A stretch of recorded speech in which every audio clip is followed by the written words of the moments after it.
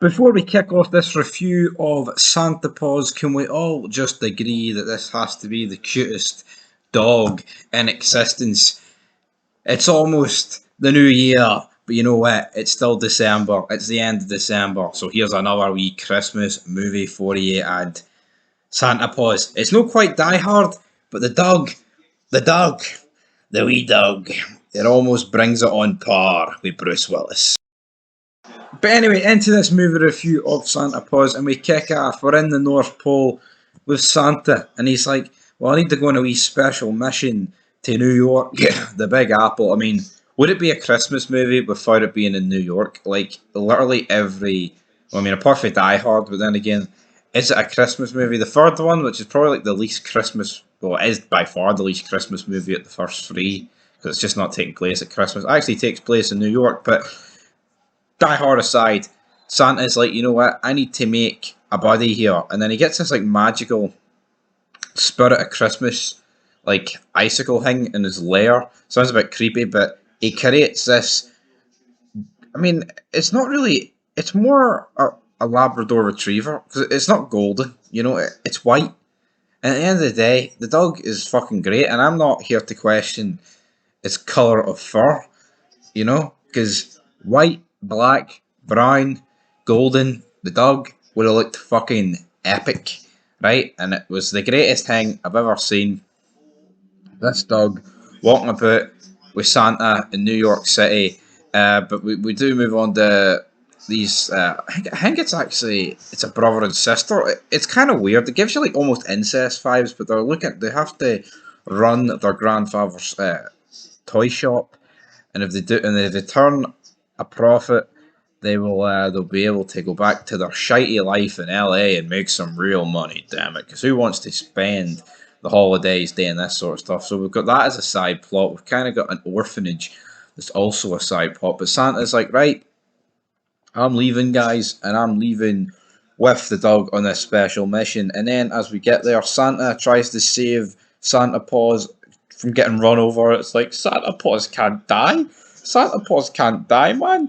And then Santa steps in, gets run over. You think he's dead, and then actually it's this big fat guy called Gus runs over, hoovers Santa's gear off him, and then he becomes the Santa. And then our Santa ends up wandering lost, loses Santa Paws. Santa Paws goes in to the subway, and it's like people are acting very hostile towards this dog, and I don't know how could you act hostile towards this dog? And I'll be honest, I'm not the biggest dog person, right? It has to be certain dogs, like you know, if it's a wee rat, fucking Yorkshire Terrier or like a pug, I couldn't give a fuck.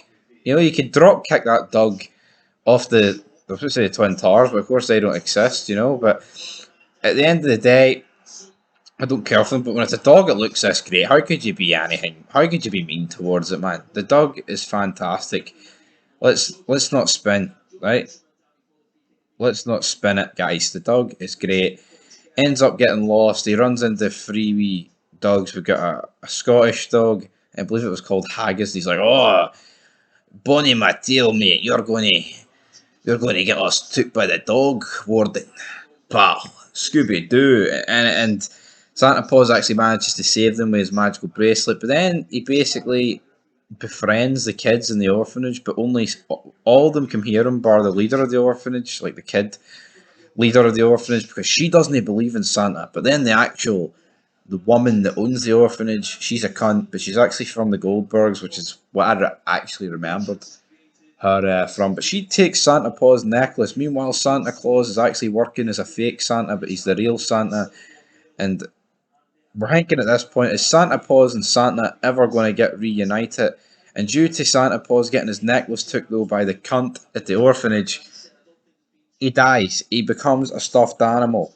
But guess what? He gets saved because he gets Santa's necklace round his neck. Santa Paws is back alive, brother. But guess what? Santa's no doing well. Oh no. Santa's going to die, man. Then the North Pole crew come down. They're like, right, Santa, mate, you're no dying. Then Santa Paws is like, you're goddamn right, he's no dying. Because take my necklace off and we'll save Santa. It'll magically heal him. But then they're like, Santa Paws, if you take this necklace off, you might not come back like you did the last time. And we think, fuck, Santa Paws is dead.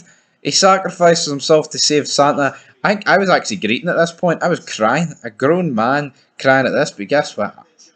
I don't need. I know I'm a hard man. I don't need. I don't need to not cry at a scene like this to be a hard man, right? I don't need to walk about with a chain and a pit bull to pretend I'm a hard man. I know I'm a hard man. So if I want to greet at this movie, I'll fucking greet at this movie if I want to. All right. Santa then takes Santa Paws, who of course is a puppy at this stage, down to the bit where he created him, and we're thinking Christmas it's done. But then Santa starts crying, his tear hits the deck, and Santa Paws is saved. And guess what? He turns into a fully grown dog. And it's at this point I started greeting again. Unreal. What a movie. Christmas movie, man, to watch with all the family. I love the dogs. I love them all, brother. I'll give it a 7 out of 10. It made me cry twice, like legit.